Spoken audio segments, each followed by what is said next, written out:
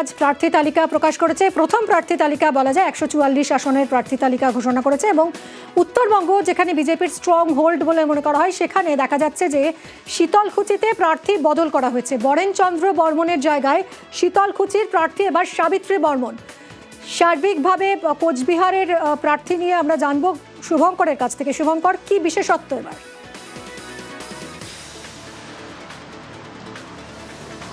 হ্যাঁ দেখো, তোমাকে জানিয়ে রাখি, কোচবিহার জেলার 9টি বিধানসভা কেন্দ্রের মধ্যে প্রথম দফায় বিজেপি 4টি আসনে প্রার্থী তালিকা ঘোষণা করেছে।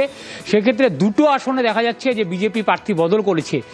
কোচবিহারের যে শীতলকুচি বিধানসভা কেন্দ্র, সেখানে বিজেপির বিধায়ক ছিলেন বরেনচন্দ্র বর্মন।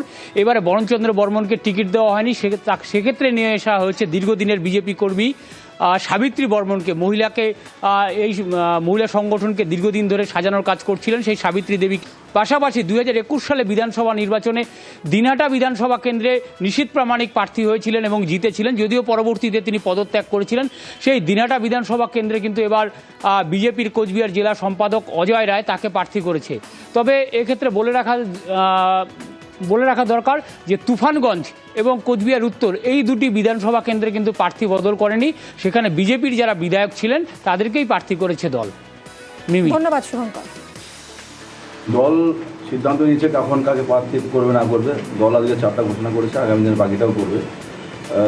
তো প্রত্যাশা বলতে গেলে কিছুটা হয়তো ছিল, বিভিন্ন মাধ্যমে শুনতে পাচ্ছিলাম আমরা।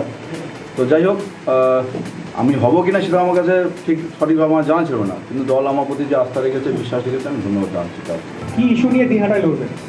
ইস্যু দেখুন, আমরা বলছি ওরা সন্ত্রাসকে হাতিয়ার করেছে, আমরা শান্তিকে হাতিয়ার করবো। বামেরাও আজ প্রার্থী তালিকা ঘোষণা করেছে। 192টা আসনের প্রার্থী তালিকা প্রকাশ করেছে বামেরা এবং বামেদের এই প্রথম প্রার্থী তালিকা প্রকাশ হতেই তৎপরতা শুরু হয়ে গেছে।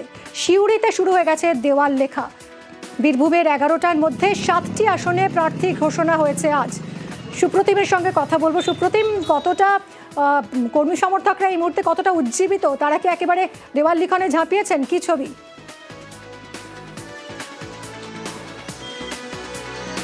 একদমই, দেখো, বীরভূমের যে 11টা আসন তার মধ্যে 7টিতে বামেরা তাদের প্রার্থী তালিকা ঘোষণা করেছে এবং তার মধ্যে সিউড়ি বিধানসভার প্রার্থী তালিকায় রয়েছে মতিউর রহমান। আর এই মতিউর রহমানের নাম প্রকাশিত হওয়ার পরে কিন্তু তার যে সমর্থকরা বা বামফ্রন্টের যারা সমর্থকরা রয়েছে তারা কিন্তু যথেষ্ট উচ্ছ্বসিত এবং নাম ঘোষণা হওয়ার সঙ্গে সঙ্গেই কিন্তু দেওয়াল লিখন শুরু হয়েছে সিউড়ি বিধানসভার বিভিন্ন জায়গায়।